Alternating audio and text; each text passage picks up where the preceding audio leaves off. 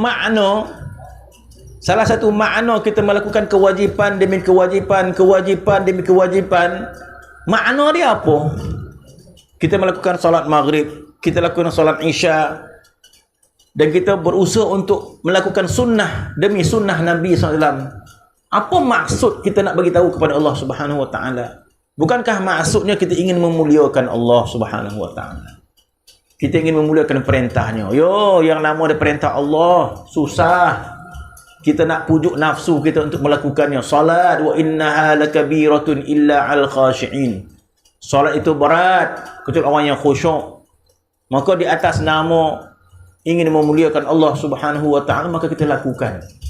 Jadi mudah-mudahan kita istiqamah dalam memuliakan perintah Allah Subhanahu Wa Taala, dan bertambah lagi kekuatan kita untuk taat, dalam erti kata kita memuliakan Allah Subhanahu Wa Taala, dan Allah Subhanahu Wa Taala mengetahui bahawa kita sedang memuliakan dia. InsyaAllah. Sehingga dalam Al-Quran, dalam hadis menceritakan kesengsaraan alam barzakh. Masya Allah, kita kata. Kalau kita berbicara tentang seksaan alam barzakh, Masya Allah, pelbagai seksaan di alam barzakh.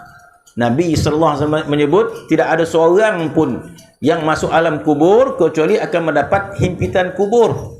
Sehingga Nabi mensyaratkan sebegini tulang Allah yang dihimpit oleh kubur tersebut. Dalam kubur juga ada azab yang pelbagai. Adanya ular yang berbisa, adanya kalajengking, adanya pukulan daripada malaikatul azab. Masya Allah, pelbagai azab yang ada alam barzakh. Begitu juga azab yang ada di padang mahsyar, pelbagai azab yang disediakan oleh Allah Subhanahu Wa Taala. Matahari dihampirkan oleh Allah Subhanahu Wa Taala. Allah Subhanahu Wa Taala biarkan manusia di padang mahsyar dengan penuh kesengsaraan. Maka itu yang digambarkan dalam Al-Quran dan hadis Nabi sallallahu alaihi wasallam. Apakah sebegitu sahaja yang Allah Subhanahu Wa Taala paparkan tentang pelbagai seksaan yang ada di alam barzakh? Apakah sebegitu sahaja yang Tuhan paparkan tentang kesengsaraan di padang mahsyar? Tidak. Ada satu lagi yang Allah Ta'ala sebut tentang kemuliaan, kebaikan Allah kepada ahli taat. Itu sebagai perangsang kita untuk melakukan ketaatan pada Allah Subhanahu Wa Ta'ala. Kenapa? Sebab kita di alam barzakh nanti kita akan dimuliakan oleh Allah Subhanahu Wa Ta'ala, sedangkan sebagian orang diazab oleh Allah Subhanahu Wa Ta'ala dengan azab yang pedih. Maka dalam keadaan di padang mahsyar yang begitu azab, tetapi Allah Subhanahu Wa Ta'ala ada memuliakan sebagian orang dengan semulia-mulianya.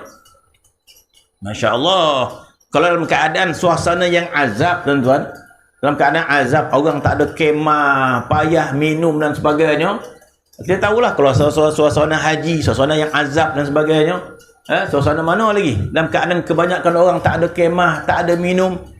Tiba-tiba kita bukan sekadar minum, disediakan kemah, ada pula dalam tu meja makanan, ada aircon. Jadi satu perbezaan yang sangat berbeza. Dalam keadaan orang sengsara, tiba-tiba ada orang yang dilayan dengan penuh nikmat. Masya Allah, kita kata. Itu luar biasa sekali. Dalam keadaan orang lapar, dapat makan nasi bungkus ya. Tiba-tiba gitu ada jambar pula. Ada, kita kata, ini sepatutnya kalau nak lebih mulia sikit pun, dia nasi bungkus lauk ikan masin, kita nasi bungkus lauk ayam. Anda ada tu kan? Tapi tak pula dah. Dalam keadaan orang sengsara, maka dilayan dengan layan yang hebat. Begitulah Allah Subhanahu Wa Ta'ala menggambarkan Al-Quran supaya kita memilih untuk menjadi mulia sebab kita memuliakan Allah Subhanahu Wa Ta'ala.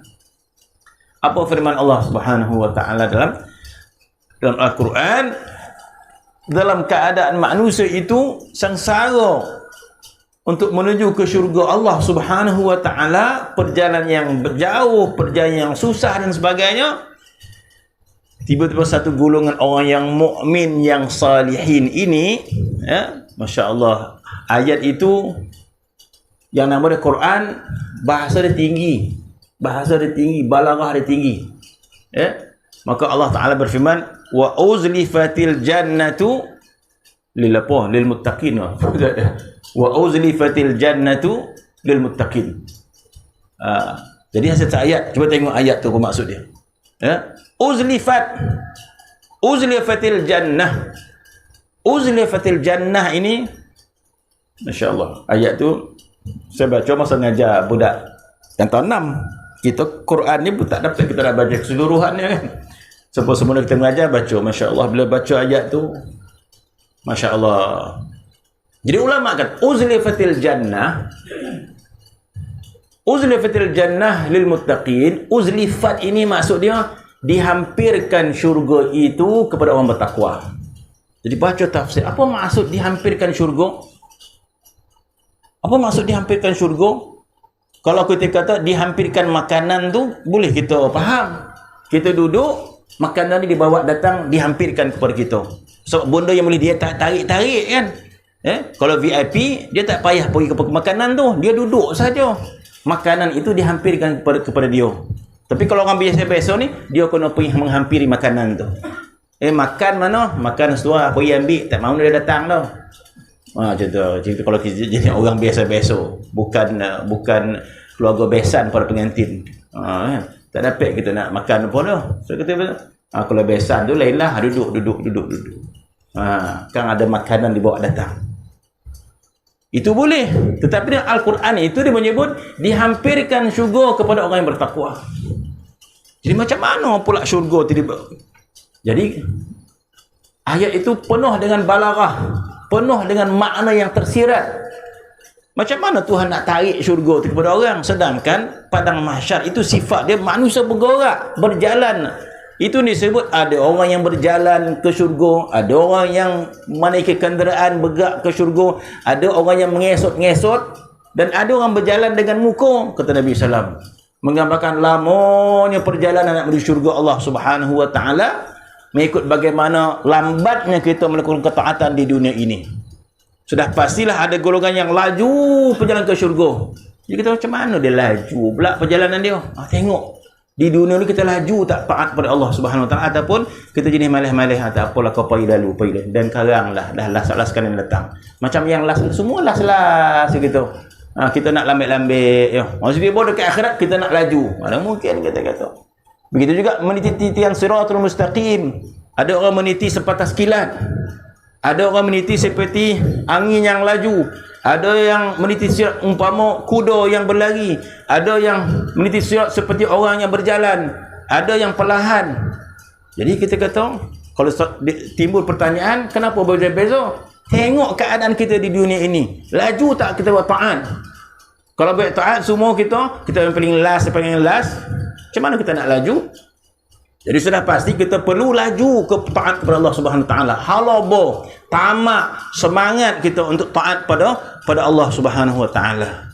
Tapi yang berlaku di dunia ni malih lama baik taat kan. Tak apalah, tunggulah kejap dikam. Lambat. Tapi sebab makan kita yang dulu bekerja aja kan. Jadi itu terbalik gitu. Wiru bihal qulub mahithu bihal dhunub inna